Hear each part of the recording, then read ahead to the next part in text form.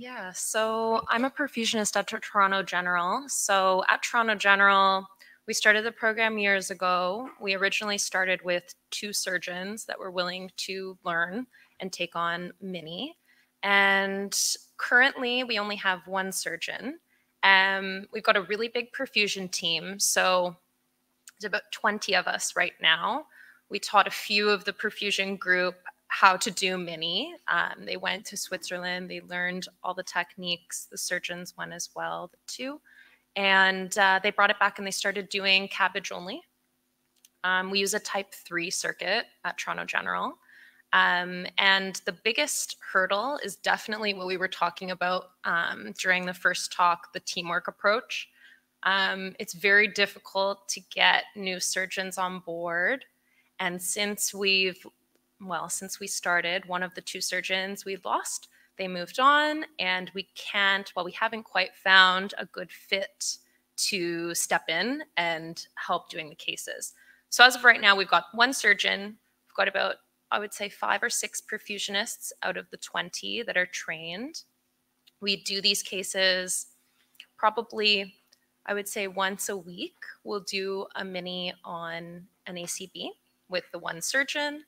And as of right now, it's so few and far between, because we only have 1 surgeon out of 6 or 7, that we only have the 5 perfusionists trained. And it's even hard to keep those 5 perfusionists going and, competent, just because it is few and far between. And sometimes you could go 2 months, 3 months without doing one. And it's just a whole matter of, reintegrating, getting back into the mindset and doing the cases.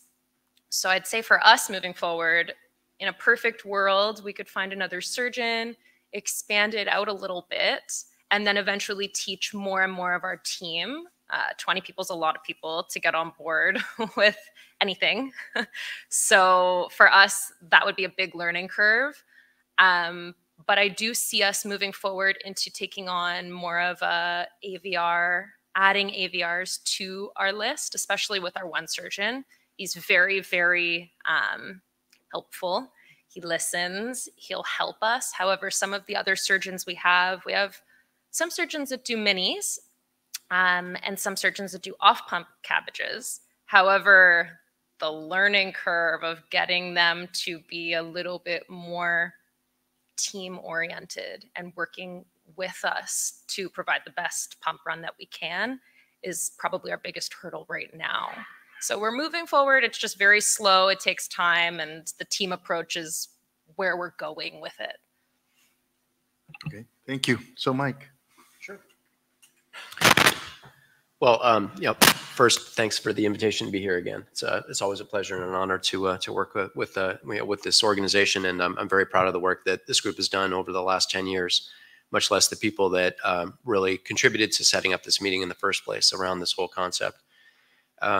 What I can say is that, in my previous life, let's say, as I was stepping into the new challenge that I'm in now, when we looked at the tubing sets, and just that's an easy way for us to really understand penetration, kind of through the region that we were responsible for when I was with Medtronic, in terms of producing tubing sets for Europe, Middle East, Africa, and Canada.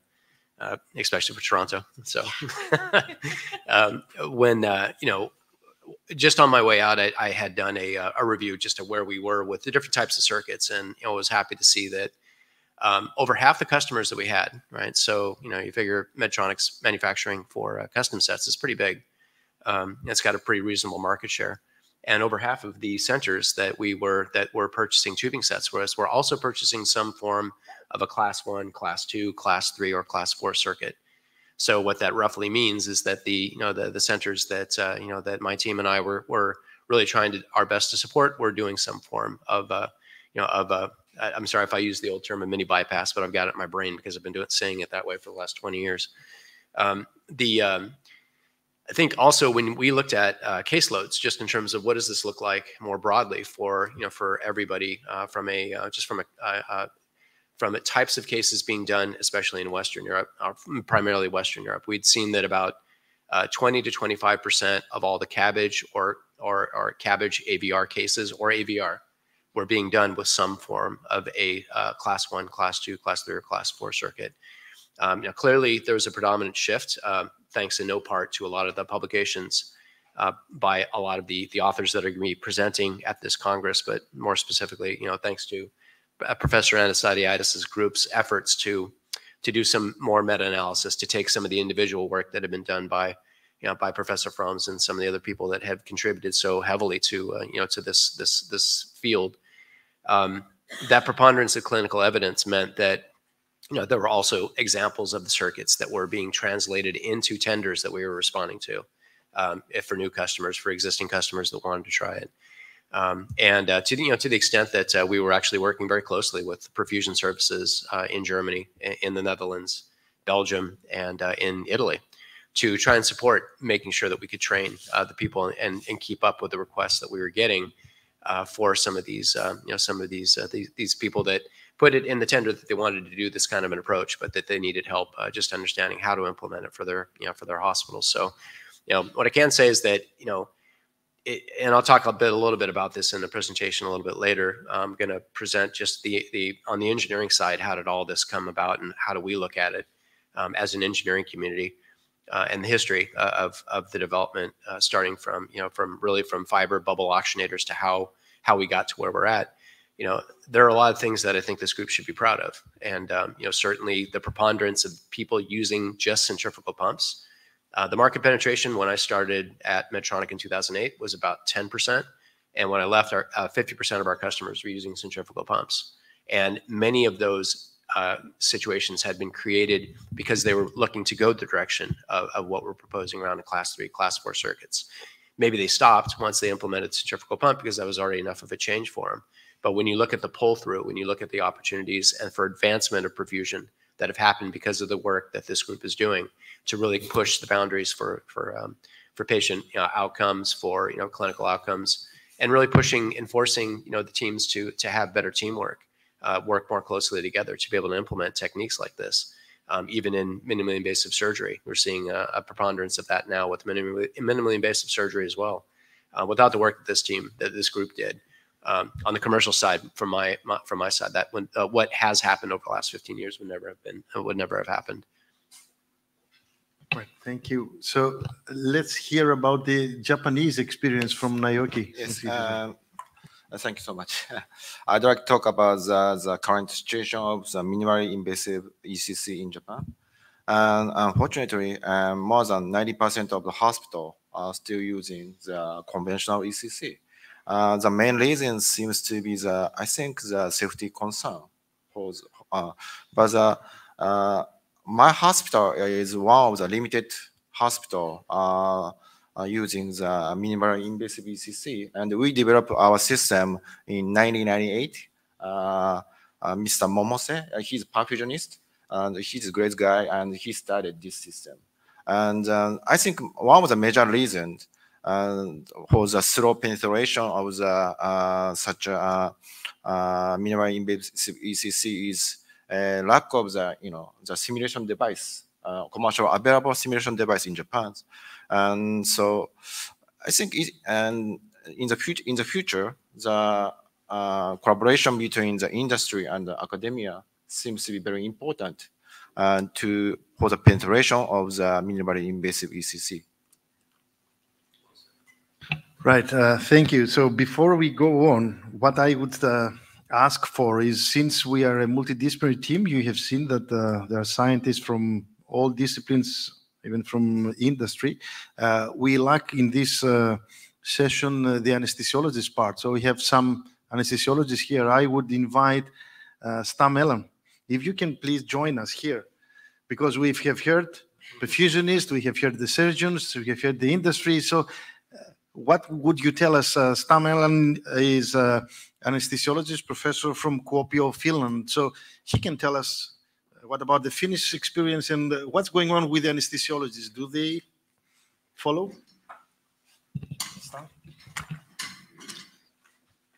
Thank you. It's an honor to be here. Well, in Finland, Kuopio University Clinic, where I work, is the only center that uses minimal invasive extracorporeal circulation. We have been doing it for 15 years now, and past 6 years we run only minimally invasive type 3 and type 4 setups. We do only adult surgeries, so and the caseload nowadays is not so big, but we skipped conventional altogether because it's not feasible, and the science points to the direction that it points. And if you look at that arguments that we are seeing here today and people are presenting, there is no point using conventional system, and they talk about the safety issues. I mean, well, it's irrelevant, you know, it's an excuse to not do something. Everybody who is trained on perfusion can be trained to run a minimal invasive concept, and I think in the future the key thing is to be implemented with the minimal invasive cardiac surgery. And I don't mean the minimal sternotomy approaches, I mean endoscopic surgeries and more developed robotic surgery. Da Vinci is not a good thing, but there will be second generation robots and so on. So this is the way to go. And yeah, stop making up excuses. Just. Well, thank you, Stan. And what I would do is I would summarize what has been said, and then I will leave all the people to have another final comment from what we have heard. So as we close the session, because we don't have that much time. Though, from what I have heard from Bern, it seems that they were doing a lot of stuff with a type 1 MiECC system, which for me is just for historical reasons. And that creates a safety problem or a safety issue regarding how we can implement with a type 1 any kind of cardiac surgery. So if we want to overcome this, we need to start going to type 3, type 4, I would say. Without having modular system on board, you can't do more. I know that they have started type 3 in some states, but as Hans-Jörg has pointed out, when Thierry Carrel left, things have changed, and they switched to OPEC. Well, what I would criticize about OPEC is that we had 2 studies on OPEC. One is the COMICS trial that we will reveal the results later on, and one is the ongoing MiECC trial. Both of them are comparing OPEC to MiECC and not the conventional setup that you know as perfusionist. And I can tell you the results are fantastic. They are pro MiECC definitely. So OPEC is a compromise. It's not an alternative, and you have to have it in mind. Now, regarding Moscow, I would ask Tatiana, because she brought up the issue of cost. I mean, if the cost is the only reason, would they go for another MiECC effort? Because she said also that COVID situation changed things in Russia, and I know that because I've been in Russia, and I can tell you that there is a huge interest, not just from the perfusionists, but from surgeons as well. And she presented very nice microcirculation results. That's the base. I mean, this is physiology. So what's going on in this setup now after COVID? Is it the industry that has to help? So as we restart, what's going on? As far as Canada is concerned, I know that the Toronto guys, they are doing a lot, but as Lorraine has pointed out, we need new surgeons because that is the key for this technology, and we have emphasized it from the first beginning. The surgeon is the one that would lead and make it necessary for the team. Well, Mike Van Driel from the industry side, he said that perfusion services are the key point, because most of the countries, they do have these teams that they will try and force people. And we had a discussion yesterday with Mike, and what's the key point here is try to promote not the cost, but the quality, the outcome. This would be the key point for, let's say, United States, where these big perfusion services are trying to compete themselves between the hospitals. So we need to persuade literature now has sufficient evidence, and we need to reveal all this. We need to go to the congresses. About Japan, well, this is another thing that now Yoki has pointed out. They need training and simulations, maybe academias from companies. I don't know. This society does not have the resources to go and start doing this training. So I believe industry, again, should help. And Japan is a yes, it's a very big market, and I think they're having advanced cardiac surgery, and we need to support. And last but not least, what Stan has pointed out is that we have a very nice base, a very nice means that we have to contribute to the modern era of cardiac surgery, which is MiECC. Minimum invasive cardiac surgery is, to me, oxymoron. It's not, let's say, valid to say that you are doing minimal invasive without having minimal invasive perfusion on board. So we need to couple. We need to go together, and that would be a very nice way of promoting. And we have tried that with ISMICS and all the guys in MiECC. And Serdar, our next president, will lead you through that to another session. But MiECC is a very nice way of going through this technology. So with this summarizing, I would go for another round about what we have said before closing. Hans-Jörg, unfortunately, was forced to go to the other auditorium because he's presented a paper. So we would start with Tatiana. Do you have anything to comment, Tatiana? All right, I think we've dropped the line. So we'll go on with the people who are here, starting with the lady. Lorraine, your last comments? I was really in. The online guys need to. Yeah, no problem. No problem. No, I really enjoyed Tatiana's presentation, especially when she started talking a little bit more about the results that they're seeing and with minimally invasive surgeries in general. I personally would love for us to start to trend in the direction of getting our minimally invasive surgeons on board. And I think that could make a huge difference in our practice. Okay, thank you. Naoki? Yeah, I'm very impressed with the two presentations, especially Tatiana presented the microcirculation data. It was so nice. Okay, Stan. Excellent discussion, and we must not only stare at the cost of the perfusion set. It's not really important. The important is overall cost of the patient care per one case, and this is where I can see the difference, at least in our hospital. This is how we presented the money case to our hospital management, and they bought it. Okay, so Mike, you can close it. Sure. I'd actually, one thing that would be very interesting to hear from Tatiana as well is that if supply constraints, for the various reasons that we all understand what the issues are, specifically for her country, unfortunately, what would be very interesting is to have a really good idea of what would the unconstrained actual caseloads look like if they weren't constrained by supply.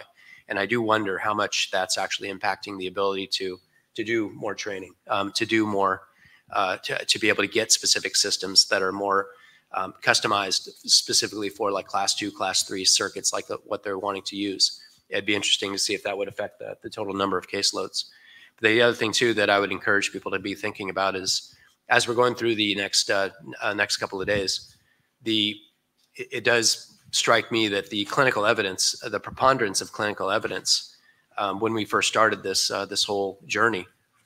People would say, well, let's see the clinical studies. So then we'd start showing them all the stuff coming out of Braunschweig. We'd show them stuff coming out of Paris, out of Professor Lebold's work as well in Regensburg. And, that single centers then became, all right, well, we need to see multi-center studies. So that's kind of where Professor Anastasiadis stepped in to prepare and to do meta-analyses, but also be doing a lot of work that was more based on patient outcomes, statistically significant models with meta-analysis. We have it. We have the clinical evidence. So at this point, I think Sten's completely right. It's how do we broaden the training? How do we increase the awareness, especially amongst the surgeons? How do we get into the U.S. market in a more, say, serious and mature way? And how do we continue to help work with the perfusion services, since I do believe they are the future, by the way. If they're going to be looking to try and promote their capabilities to convince hospitals to be able to do something that's more along the lines of expanding their services, this is a good way for them to do it. And maybe there's an approach there that by working with the perfusion services that we actually convince them as well that, if you want to differentiate your service against what's being offered to the hospital now, certainly the implementation of these kind of systems is definitely a significant advantage. So thanks, Professor. All right. So thank you very much for this session, all the participants, and we will go on with the next one immediately. Thank you.